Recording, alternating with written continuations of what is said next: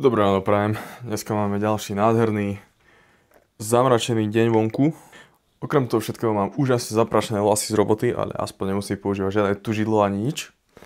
A ďalšia vec, som na totálku rozbitý. Ráno som sa zobudil s napuchnutým pravým okom.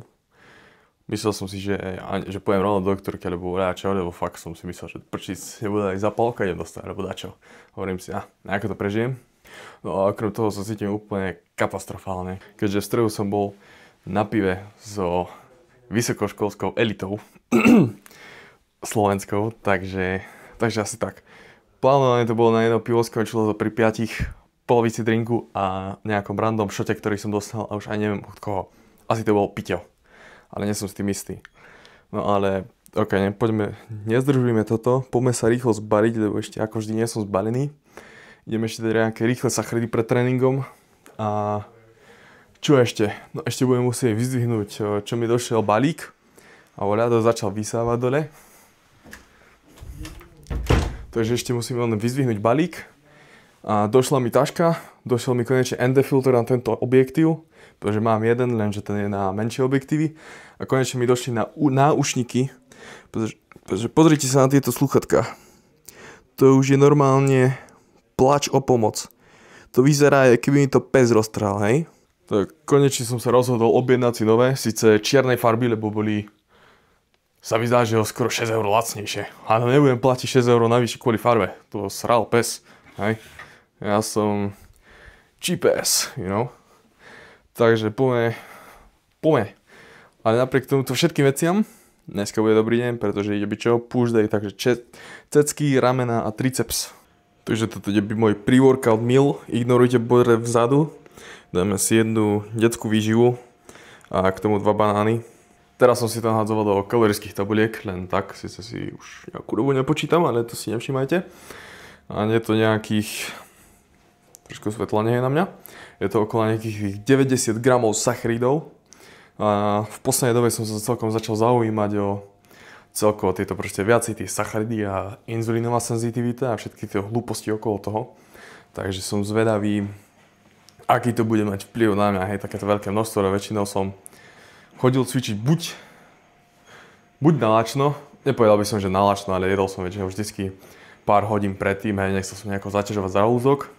Ale tak uvidíme, čo mi toto spôsobí, to zvýšená hladina cukru a všetky tieto veci okolo toho.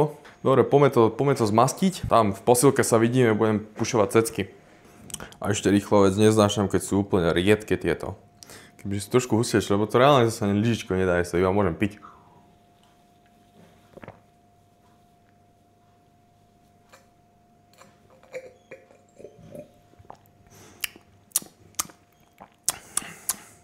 Čau, si z Vejny Galaxy si dávajú pre-workouty, ja si dávam detskú výživu.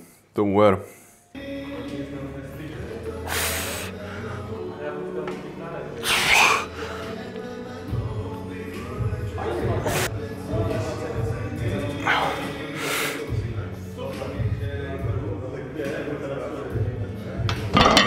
Toľko asi k rozcvičke.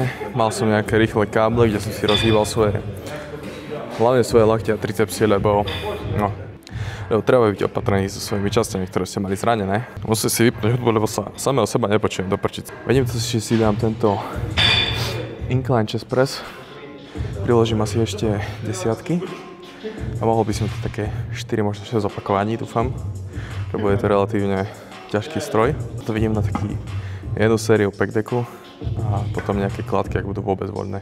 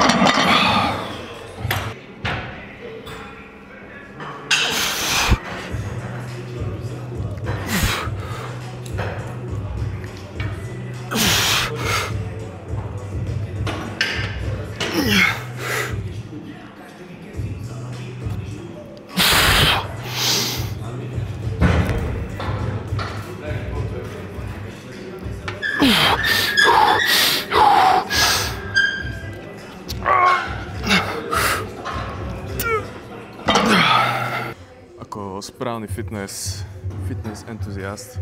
Scrollujem Instagram na onom medzi serkami a práve som zistil, čo budem počúvať cvičok tréningu. Poďme na to.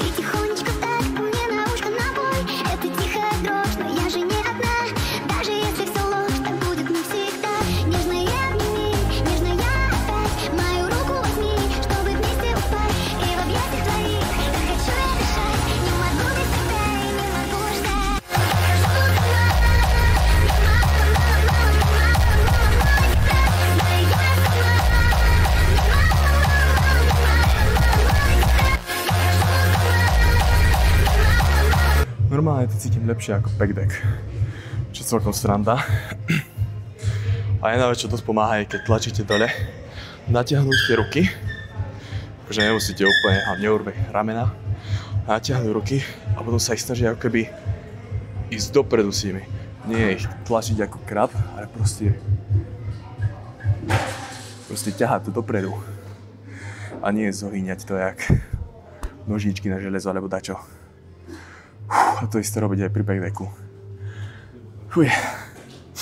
A normálne z týchto dvoch sériek mám tak napumpované cecky, že nechápem. Neviem, či to je z tých sacharidov, alebo z tohto konkrétneho cyklu. Ale popreteli normálny pocit. Normálne zvažujem, že si dám asi ešte jednu. Dobre, tretiu sériu nestíham. Prišiel som na to, že mám málo času. Že musím stihnúť odcvičiť do 7. Takže poďme hneď ramena.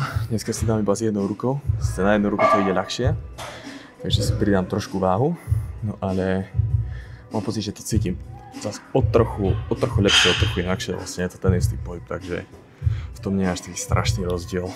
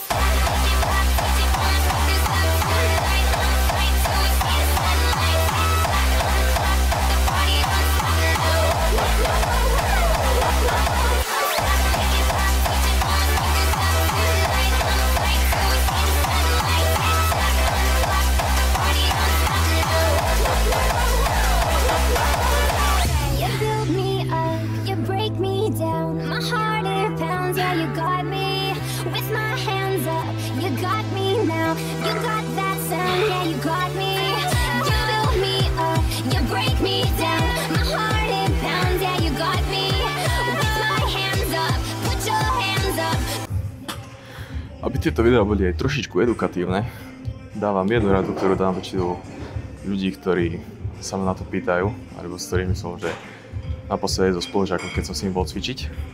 Keď cvičíte nejaký spôsob side deltov, bočných ramien, a či už robíte upažovačky, rozpažovačky, to je jedno proste s jednočkami alebo na stroji nejakom, pokiaľ to nie je fixné, tak úplne skrátke, najjednoduchšie, čakajte, nech sa oddialím sa trochu. Snažite sa ruku ešte najďalej od seba. Proste ani nie tak rovno, proste trochu pred seba a predstavujete si, že proste niečo zahadzujete do prdele. Zakryl som si mikrofón, dúfam, že ma bolo počuť. Ale proste skrátke tvárite sa, že niečo chcete zahodiť čo najďalej od seba. Hej. A iba potom kontrolujete formu a to je všetko. Takže hádam, takomu to pomohlo, lebo vidím veľa ľudí, čo robia, že toto. Radšej zahadzujte dopreč veci. Tlaky na ramena. To poviem, že veľa prestrehujem, takže nebude to toľko tých pasáží súdov, čo sa ospravedlňujem. Viem, niektorí to majú radi, niektorí nie. Ale chcel by som dať aj nejaké užitočné info. No a pri tomto stroji problém je, keď sa natrepem úplne rovno na lavičku a idem urobiť tlak, tak hore nie je problém vytlačiť. Ale ako náhle idem dolu, čo ja zvyknem ísť úplne dolu, tak mi idú lakte proste dozadu. A tomu sa snažím vyvarovať a snažím sa si na to zvyknúť aj pri iných cvikoch, ako je napríklad Incline Smith Machine alebo podobne. A mi proste lakte nelietali kade-tade. A proste išli stále v tom rovnomernom pohybe, alebo ako by som to nazval. Takže sa vlastne ako musím viacej nakloniť na tej lavičke, aby išli stále pekne rovno. Teraz to môžete vidieť, hej. Nejdu mi dozadu, ale som ich schopný udržať. Ako náhle sa vystrem, tak jej lakte mi idú dozadu. OK, toto by bolo rozcvičené. Poďme pri tej váhu a cvičiť. Let's say a prayer. Forgive me, Father, for I have been. May God bless this son, giving us the power to lift a bar as Christ lifted his cross. Amen.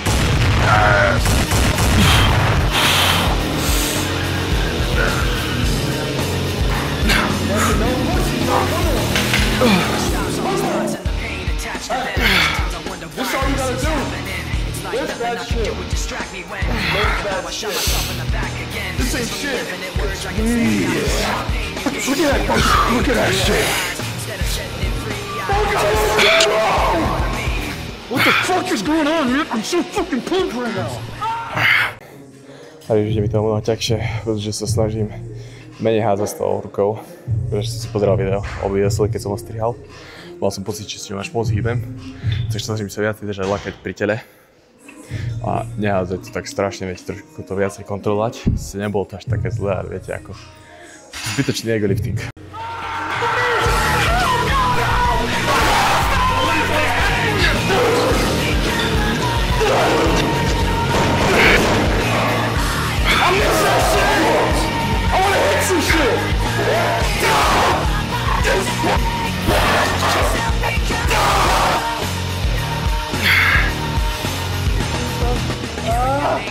Lock in. Fine. Keep fast reps. You're in the cockpit. One. Keep fast reps. You gotta look. Come on, Chris. You wanna fucking win? There's no doing that shit. You're not really doing it. Yes, Chris. Come on, pace of aggression. Fuck the pace. Aggression. Real nice. Fucking punch this way.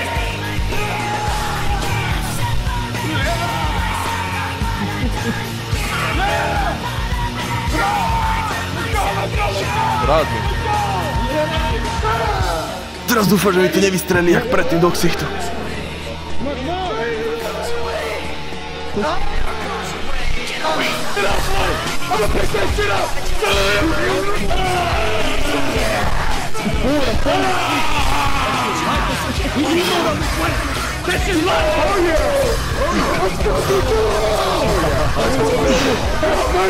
A co si ešte pridáme?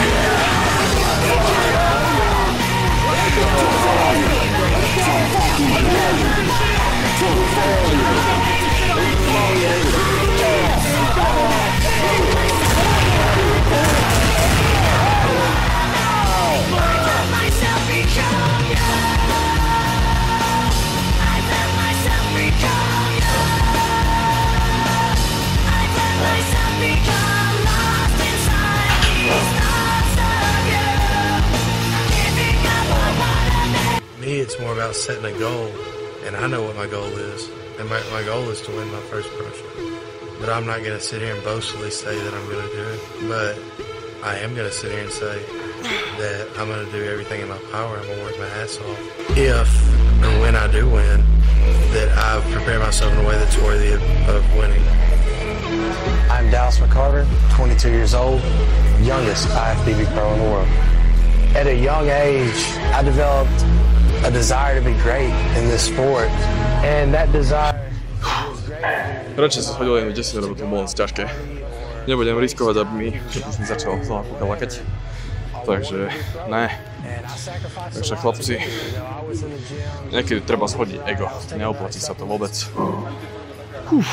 Než vidím, že to je asi záver tréningu. Koľko máme krokov dneska? 6700. Uvidím, či sa mi domu bude chcieť nejaké kroky robiť. Pochybujem. Dobre, znova som na svojom obľúbenom spote. Čo sa týka pózovania. Jediný problém, čo je, že je dosť ďaleko. Dobre, teraz je to celkom dosť hluku. Nech to trpe činkami, nevadí. Ale proste to zrkadlo je strašne ďaleko. A chcel by som aj používať tieto. Tie sú o mnoho, čo sa týka... Čau, vidíme zrkadlo. Kde som vôbec? Neviem sa, čakajte, hľadám sa. No, tu som. Že tieto zrkadla sú strašne také wobbly. Takže proste by som vyzeral jak photoshopovaný. A to fakt nechcem, takže ideme tu. Dneska jak fajnový stavbar v telku, do prčic tam. Taký fyzikček, akože cítim sa úplne katastrofálne, hlavne čo sa týka... Poviem vám, ja už pivo v živote... Dobre, toto mi stále padá niekde dopreč. A, tak toto bude lepšie. A hlavne čo sa týka toho piva v stredu, tak to ma nesmierne zavodnilo. Ja mám hovorím, ja už v živote nepijem pivo. To je úplný... A poďme si trošku stiahnuť svetla, bo mám pocit, že je až moc tmavý.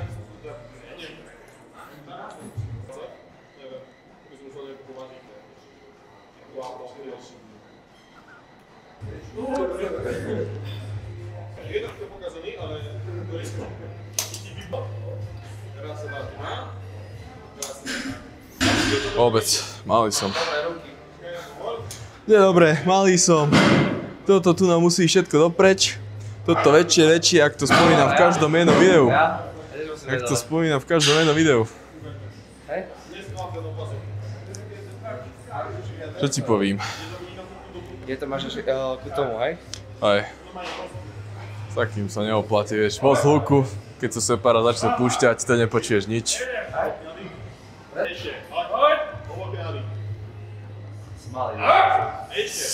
Nič. Budeš polke vo videu. Budeš časti vo videu.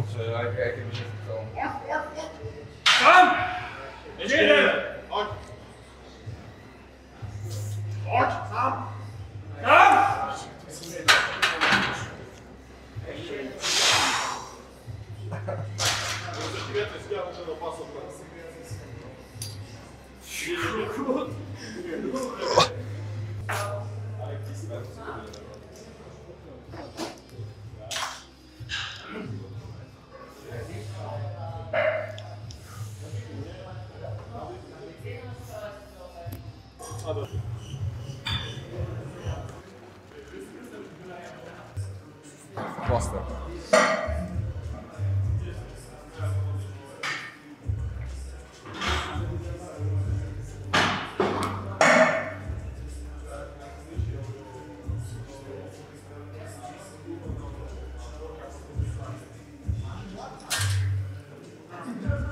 Počul sa mi, že asi 2 dní dozadu som pridal na Instagram, ako dosť o ničom jem.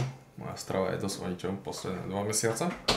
A teraz tu sedím a idem si dať prosím pekné hranolky s vypražaným syrom a tento úžasný sushi box z Lidlu, ktorý si vždy hovorím, že si ho nekúpim, mi absolútne nechodí a za každým ho kúpim, takže asi tak. A zase rozostrný, ako vždy. Takže poďme toto rýchlo celé zjesť a idem asi spať.